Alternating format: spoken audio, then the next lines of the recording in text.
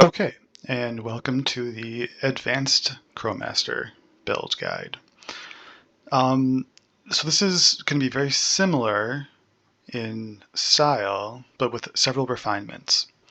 First of all, just to show you, do a quick DPS check. We've got our buffs, our leaping. We need to leap 3 times for maximum damage. And now we can go do damage. We want our crows to be attacking too. And there's a lot of numbers flashing around, but you can see there's some 2 million crits.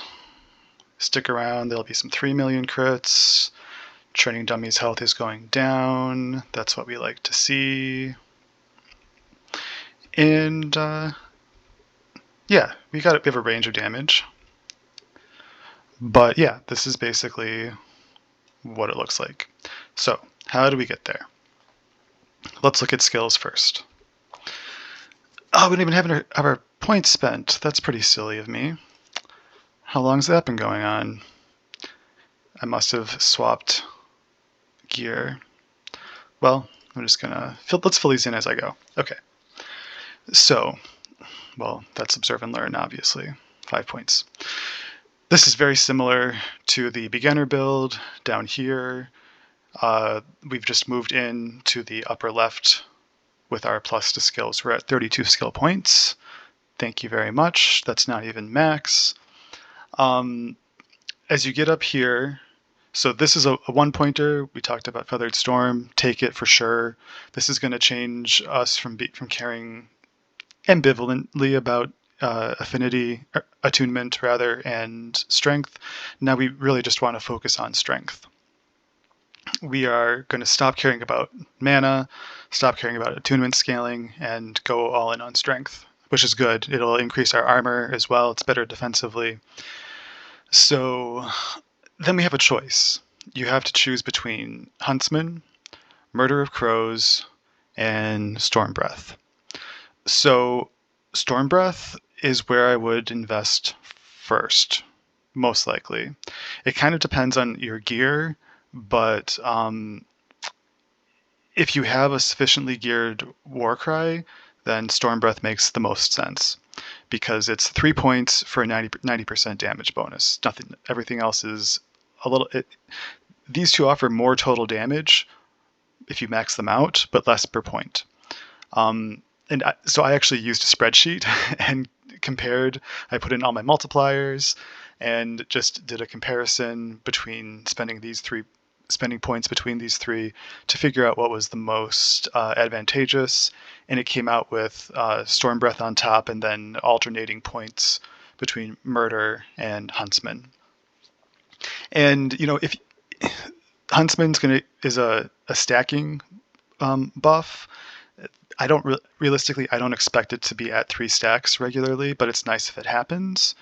I just look for, with 1 proc, how does the damage compare with Murder of Crows, and then everything after that is just icing, basically. But it is nice to have some points in Huntsman because it does give you a higher damage cap than if you just invested in Murder of Crows. So I basically go Murder, Huntsman, Murder, Huntsman. My next point will be in Huntsman, and then I think Murder will finish it off. Or I might just do 2 in Huntsman, depending on, I could go either way, just for that extra maximum cap. It's not that different. So after one proc, yeah, going 3-4 versus 4-3 is not a huge difference.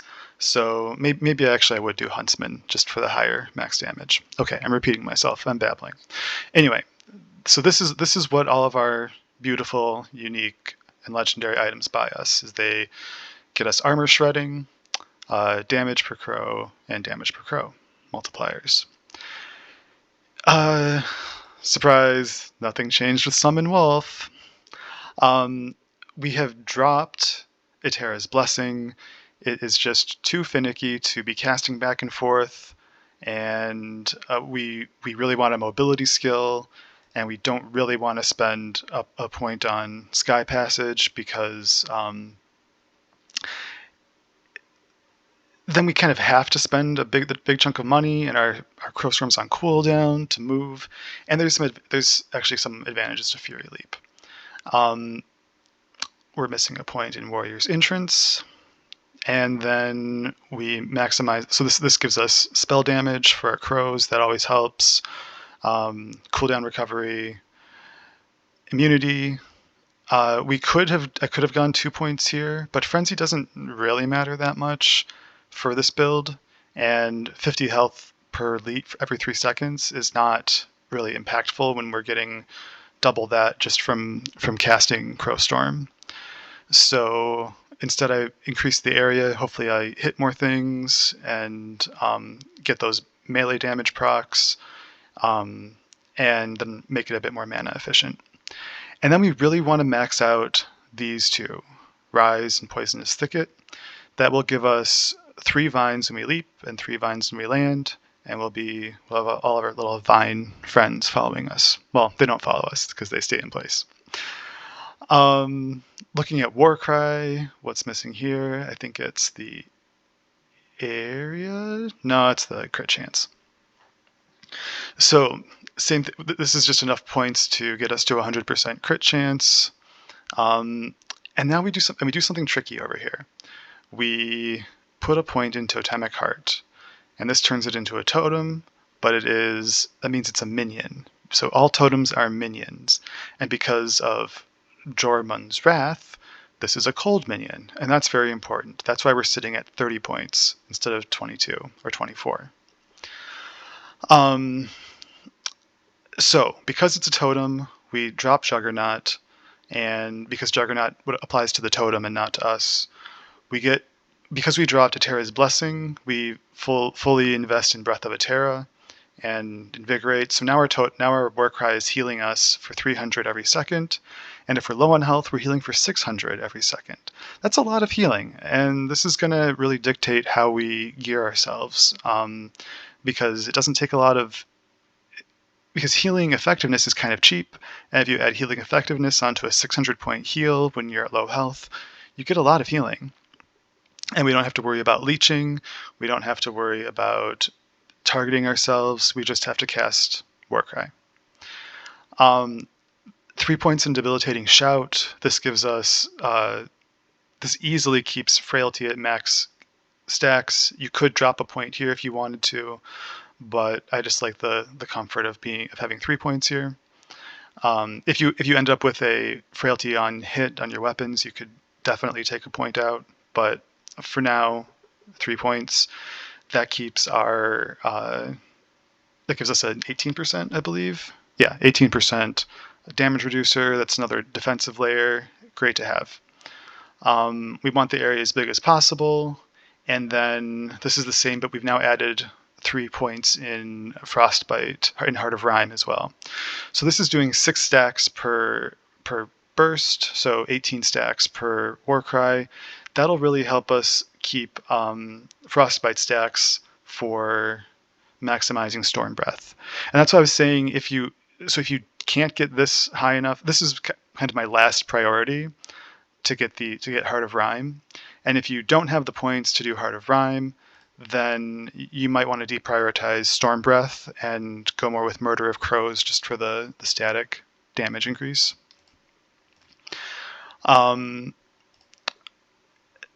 Nothing has really changed here with Swipe.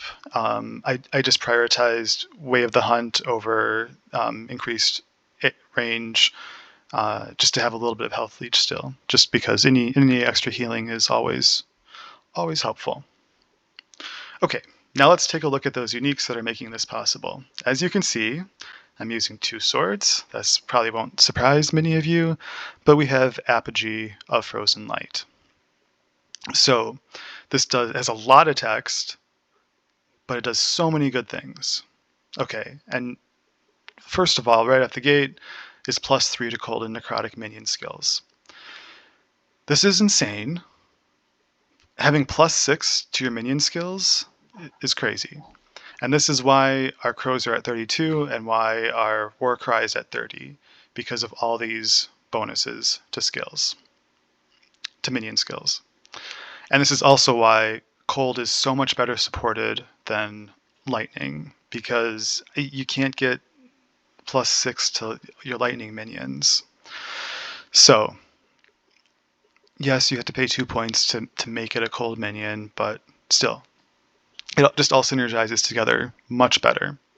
The next the modifier you really want to maximize on this is the minions deal more cold and necrotic damage to chilled enemies, because everyone's chilled all the time. Warcry gives you a 100% chance to chill, so this is just a free multiplier. These go up to 33%, I believe.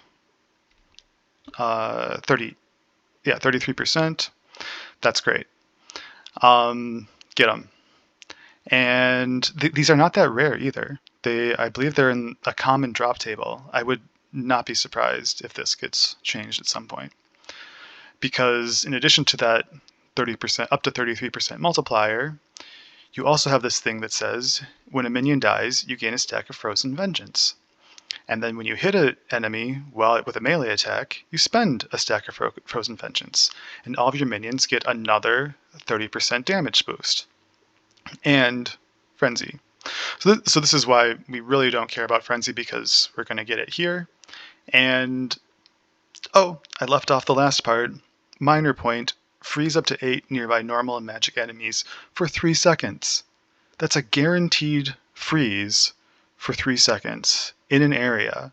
You don't have to hit the other enemies, they just have to be nearby. This is actually insane. That 30% bonus, the second 30% bonus doesn't stack, but from having 2 swords, but the first minions deal more cold damage does. So, yeah, crazy sword. Okay, so how do we actually have minions die all the time? We do not want our crows to die. They are our friends. They help us do all the things.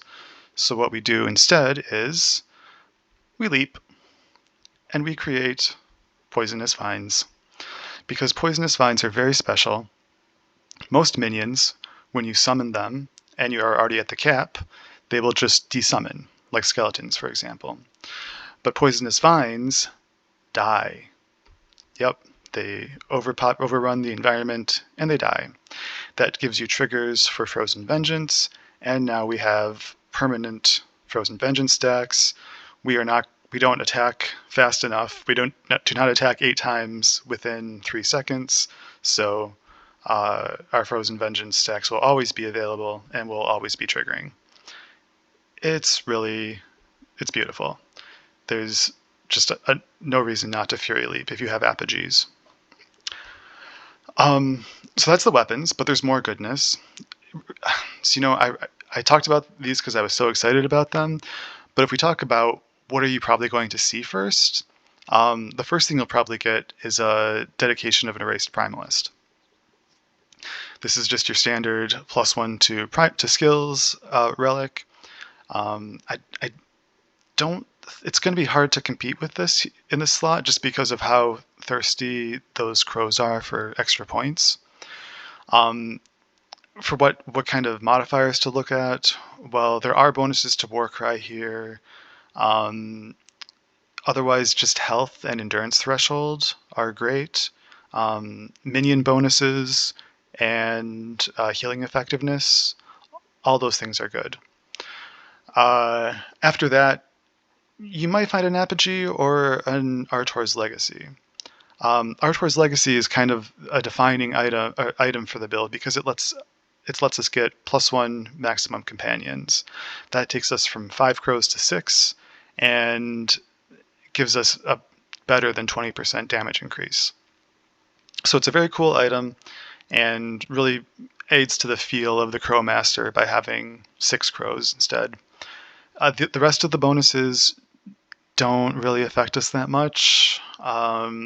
So just be looking for a legendary potential, and first priority is getting spell damage for Storm Crows, and then defensive mods. So percent health, percent armor, or flat health. You also take vitality or strength if you in a pinch. There, you can also roll minion crit damage here. That would be the kind of the hyper offensive choice. But I feel like we do enough damage, and I really would rather get some survivability. As far as legendary potential on the apogees, there's not a lot of sword modifiers that affect us. The main one is spell damage from minions. It's a suffix. And then if you can, having a crit chance and a health leech on the prefixes would be useful. Just to help, especially crit chance. I would do that first because we have a native health leech on crit option in our build with the aspect of the links rather. And then as a second suffix, if you have an LP4 apogee, would just be looking for some sort of status to help you. We really have chilled covered, we have slowed covered, because our swipe slows enemies. So frailty, like I said, could potentially free you up a point of Warcry. So that's probably what I would look for a suffix. Looking at our amulet, I went for Omnis, and we're going to do a little time warp trick where you can actually see this made in the demo portion of this build. But Omnis is great because we want plus skills, and Omnis gives us plus skills. Look for a good roll with resistances, and then LP is great if you find it, but it's not critical. If you do have legendary potential, I would look at healing effectiveness, max health, or minion stats, and as an absolute last resort, resistances to help if you have any weaknesses. But I would not prioritize resistances at all, and I would have been very sad if this had got resists instead of health.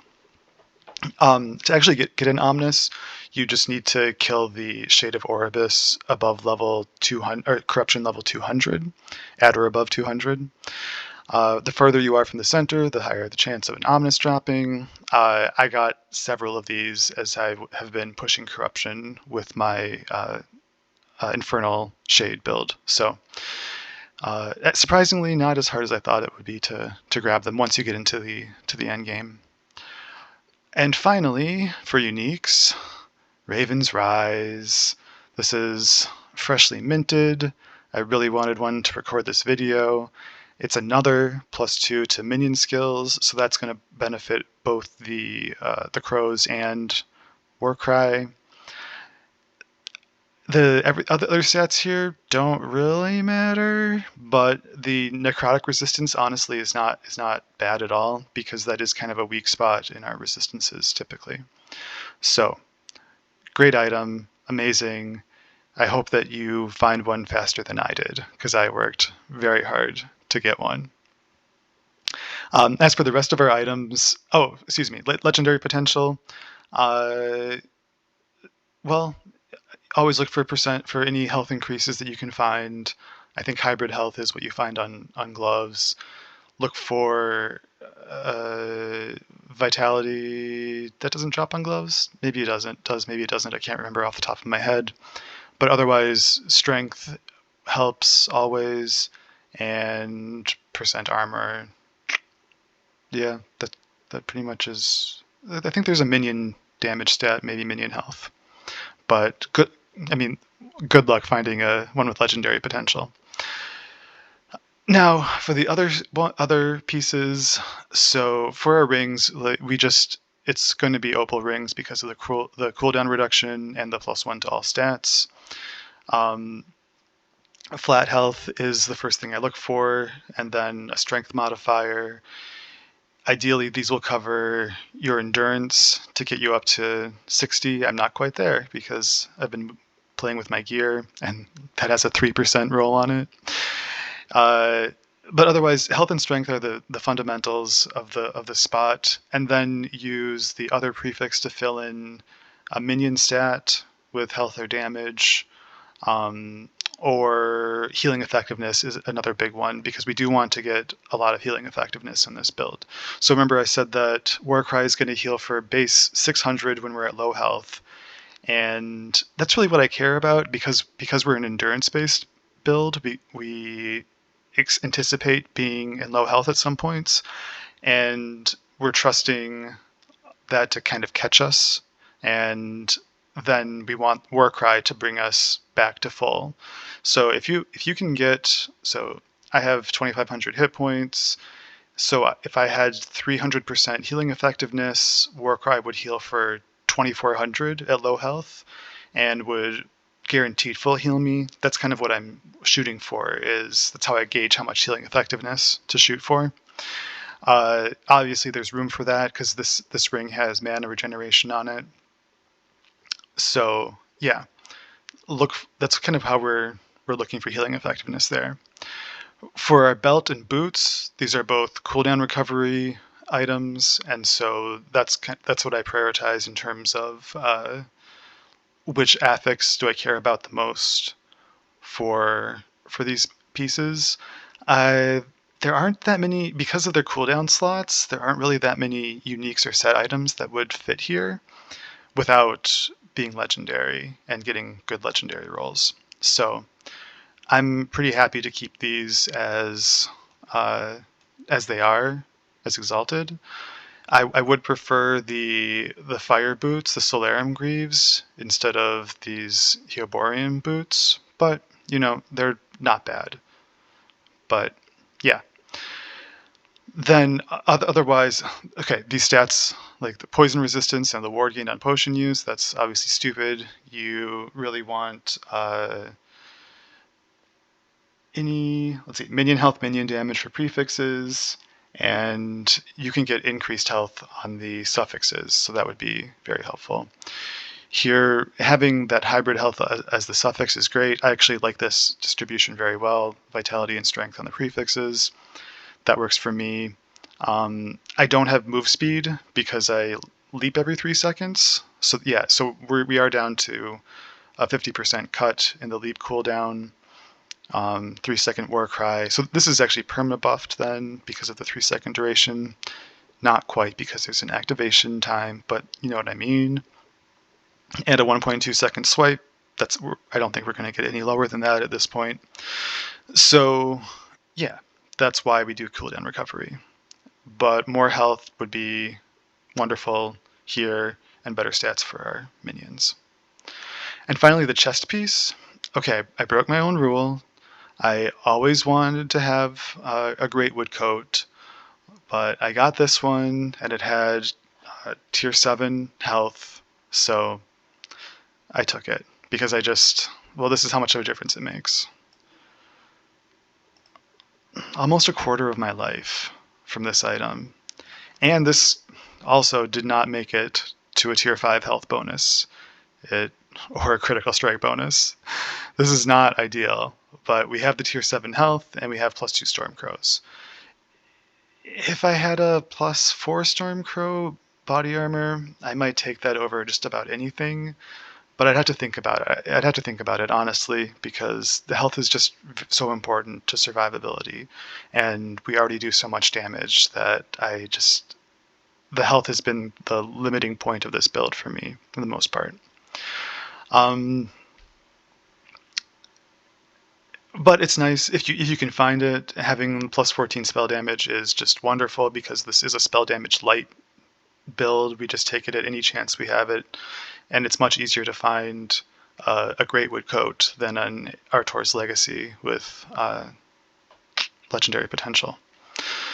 So the minion critical strike multiplier is fine. I might trade the health out for % armor if I had the opportunity. I would also take strength or even vitality, maybe prefer vitality over the critical strike multiplier, because we have the built-in multiplier from our aspect of the links. And as for our, let's spend those points before we forget them. It's always observe and learn. Not much has changed here. In passives, we do Harmony of Blades, so we can dual wield those apogees. We go full strength. We don't really need this attunement. This one's much better to get the penetration. Don't go here. This is a trap. It's just so many points, and lightning damage is just not modified by. It misses out on a bunch of our multipliers and our increases, so it's not worth it. We drop out the aspect of the shark. There's no reason to take it because of the 1 point in the crows themselves. Their innate armor shredding is sufficient. Endgame, take as many defensive layers as you can. So we definitely want max Boar Heart and Porcine Constitution. And up here, we would like I usually put enough points in here to max out my physical resist and then put the others elsewhere, because flat health is going to be worth more than endurance threshold. So for example, for 1 point here, or even here, I would get 10 health, and which would give me maybe 2 points well, excuse me, I'd get more than 10 health because I have percent health gear. And I'd get 2 or 3 points of endurance threshold. Here I would get 14 points of endurance threshold, but that's only worth 60% of, or your endurance multiplier for actual effective HPs. So these flat health nodes are generally worth more effective HP. But maxing out your physical resist is fine. You have this another strength option up here if you have the points for it, or would just want more strength, and just to see how the build goes with that. Critical Bite is fantastic if you, especially if you do have some options to increase your crit chance, like a legendary apogee. But otherwise, maybe not consistent enough to be worth taking points away, because the real place that we have started to sink our points now is down here. So this is, between these two, we have 140% healing effectiveness for us and our minions, and as well as some increased damage. So that's really what I'm using to keep myself healed up right now. And I didn't go into Totemic Restoration because it doesn't increase my healing. So the birds are fine. They have more health than me anyway, and they have all my endurance. I need to heal more than they do. Also, not really worth it. Max this out, it's so good. And you can play between Spirit Warden and Chitinous Plating. Basically, depends on your gear, use this to fill up your endurance if you need it. Otherwise, take some extra health as prerequisites. Or if you don't need it, you can take 2 points out of here and move them into more healing effectiveness, or a strength node, for example, or health lifesteal. Okay, so those are, idols, pretty much the same. I just wanted to mention a couple alternatives here. So healing effectiveness and minion critical strike chance. You could potentially work towards removing a point in Observe and Learn. If you had enough critical strike chance, you need 100% extra critical strike chance from other sources not mentioned so far in this build to take a point out of that. But it would add more damage, and you could always go to changing your blessing around to get the critical avoidance if you want it, although it only affects you. You would have to break up these idol set. If you have it, aspect of the links, and also if you go lightning, there is a nice bonus for critical strike with lightning skills. And you can take one of these idols and still keep your set of two huge and a large. You can take 1 grand to go with it if you want. And this has more minion critical strike chance. Same thing, it could save you a point. I guess this could only save you a point really in Warcry. Yeah, but it's an option. Just things to think about. Otherwise, I have filled up with health, and resistances, taking armor and healing effectiveness as appropriate, where I could. I will put a loot filter. I always do loot filters with one rule per item slot just to keep things kind of organized for anything that I'm looking for. And these will have the affixes that I'm most interested in.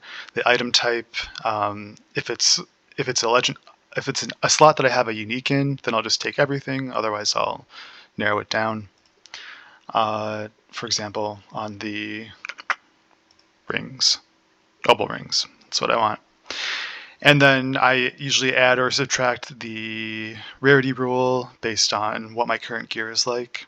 I might also say, for example, on my boots, I might say I really need one of these 4 specifics affixes that I picked to be at least tier 6, because otherwise it's just going to be a downgrade to what I have. I don't want some other affix coming in and being tier 6 because I know what I want on my boots. I also have a crafting shard that I recolor, and I hide everything else basically. And I have a catch-all rule for idols. That's how I do it. If you have better suggestions or have found something that works for you, that's great, but I will put a link to a dump of this rule text in the video description. Okay, let's just do demos real quick. We will go kill some things. Always fun. Everyone likes murder. Murders of crows. I hope you pity laughed there. And yeah, if you have suggestions or requests for what you'd like to see when I do these demos, that would be great. I don't really know what to do, so I just kind of picked something. Do we have anything fun? Oh, hey, there's a glove. I don't have legendary Raven's Rise, so let's keep looking.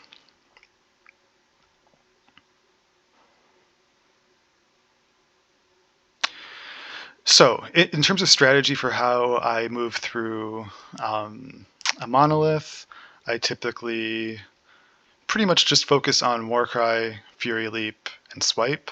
I put my totem down first, then I leap over it, my minions follow, they get the boost from the Warcry, and if I see something, I swipe at it, and that's basically it. If something's off in the distance and I don't want to backtrack, I'll just Crow Storm to kill it. You can put anything here. I don't really know. Nothing else is essential. Like, I have this here, but I never use it. I could also do Summon Frenzy Totem. I can't blank it out, so it is what it is. Okay, let's go do this.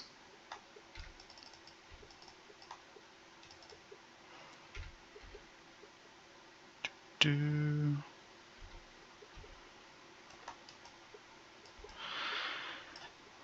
what's that? No, nah.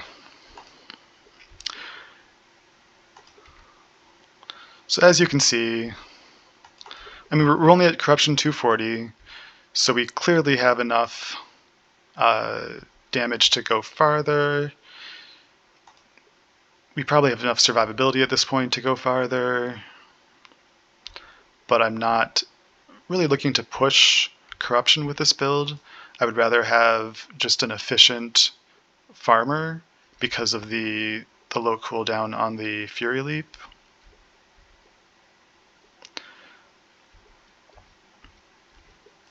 And because I have other builds that I like pushing Corruption with. So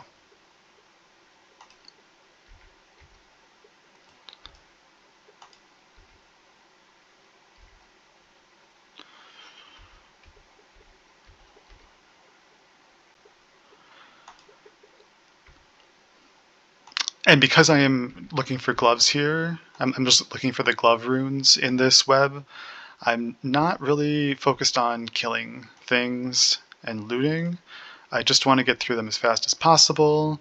This is very slow, because apparently I went the wrong way when I started.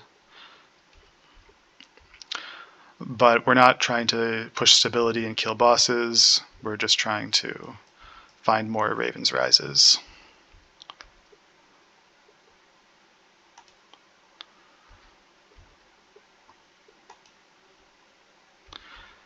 And this is one of many reasons that I need an editor. Oh, there we go, finally.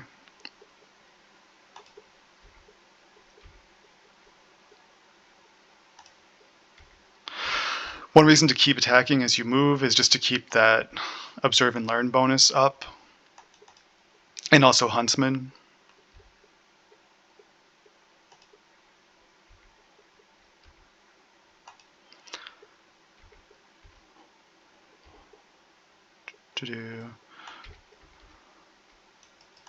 And there we go.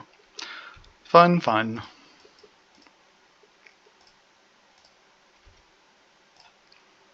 Never walk if you have the option. Okay, so that is the advanced build, and we are going to go do a boss fight with T4 Julra next. Like I said, we have to make an Omnis. Ooh, how do I already have it? Mysteries! Thanks. Okay, I am here with T4 Crowmaster Julra in the Temporal Sanctum. This is not a great fight for this build, because we are melee and we have lots of little minions. So it doesn't play well with her AoEs. My strategy is just to stay on her, avoid her red ring that turns into the permanent void AoE as much as possible, and just conserve my Fury Leap if I need it. I mean, we'll see what happens. You can use the Crowstorm to ping away her towers, but then you're taking DPS away from her, so yeah, just keep going, or use a different build for bosses. Okay, I'm just going to do a little bit of prep work. I really want to jump in. What I want to happen is I want my buffs to be up, and I want to jump in with the Warcry totem right away so that I can start debuffing her damage.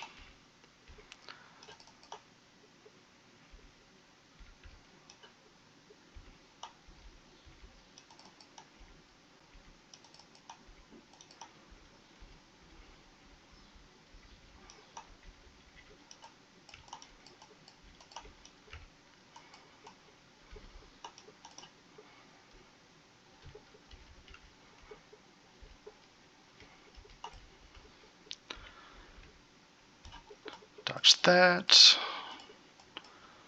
Go ahead and dodge that.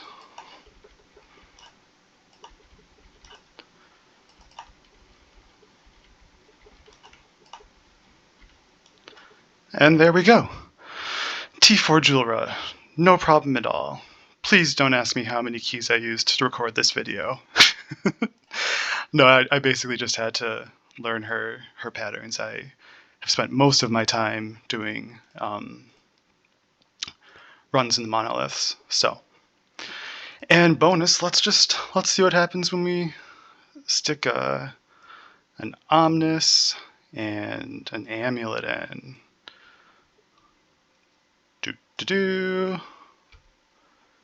We get, oh, that's not bad. 81 health, I'll take it. Okay. Yeah, so that's Julra. Okay, and that concludes the advanced build. So we'll move on to the build that never was. Okay, here we are with our last build, the unfinished project that I just wanted to share something with you about. And that is really, how do we actually use the triage node? Because it is very powerful in theory, and I really wanted to figure out how to use it. So what I did was I equipped the trusty Aberrant Call, because minions lose 6% of their current health per second.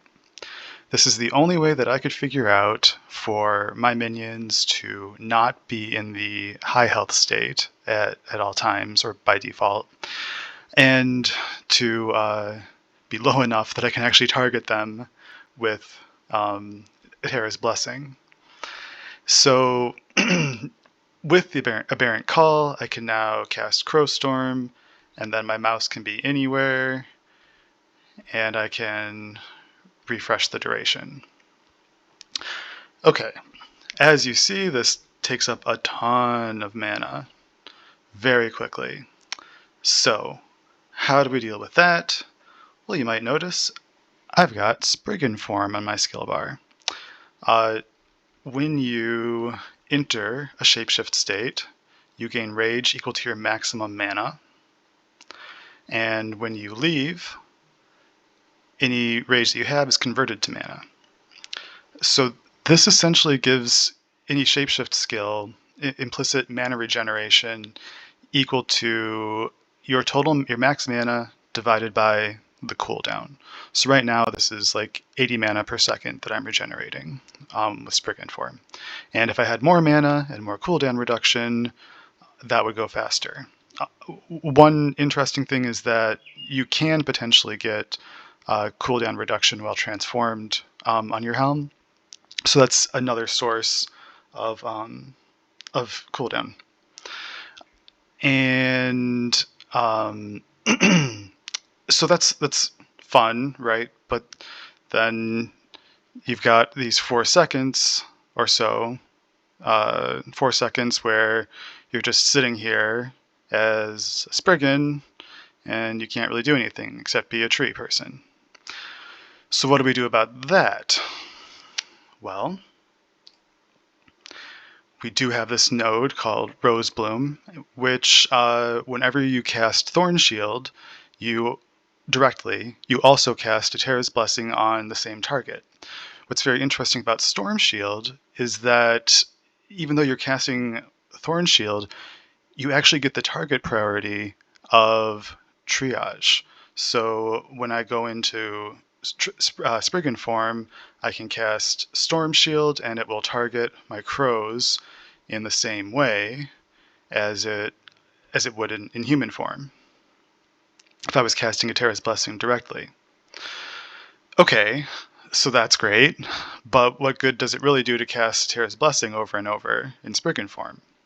Okay, if you remember from the beginner build, I talked about efflorescence and regrowth. This allows a 4-second delay to a second casting of a Terra's Blessing. So 4 seconds after you apply it, it triggers again at half strength, but it does trigger Encourage.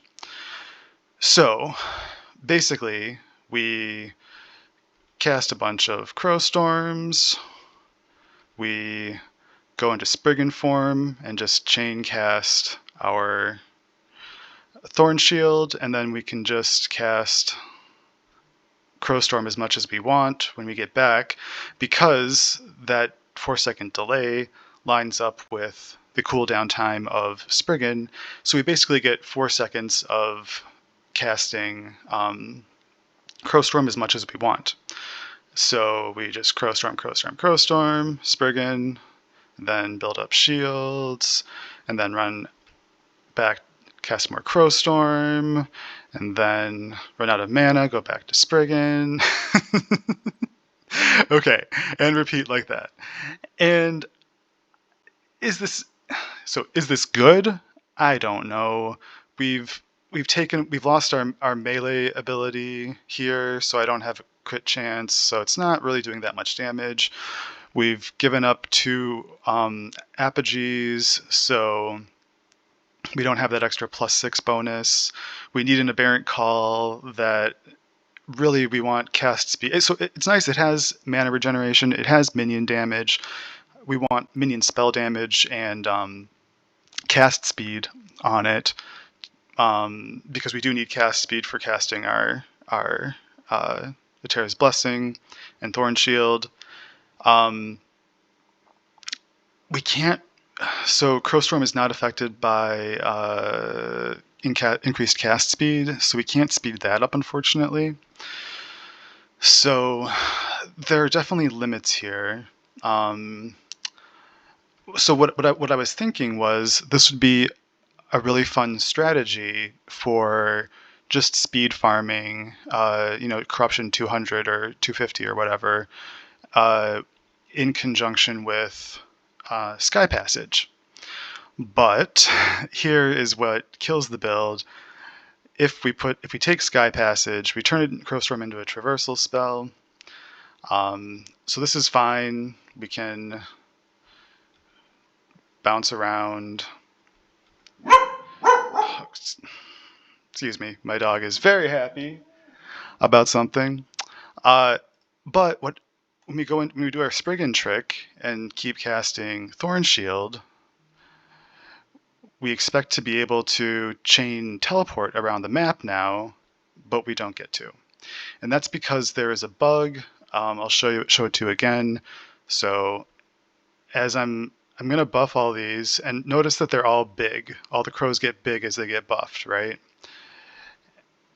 And now they're all still big, and they all get small at the same time.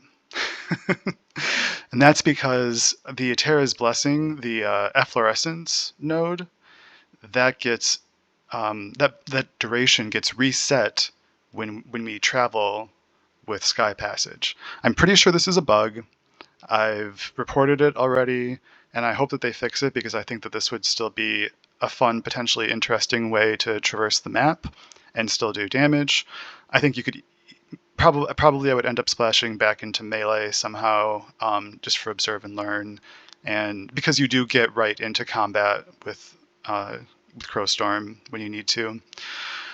But maybe not. Maybe it does enough damage. Maybe I would just load up on Expansive Pulse and try to do the initial hit plus DOT, and maybe that's enough. I'm not sure.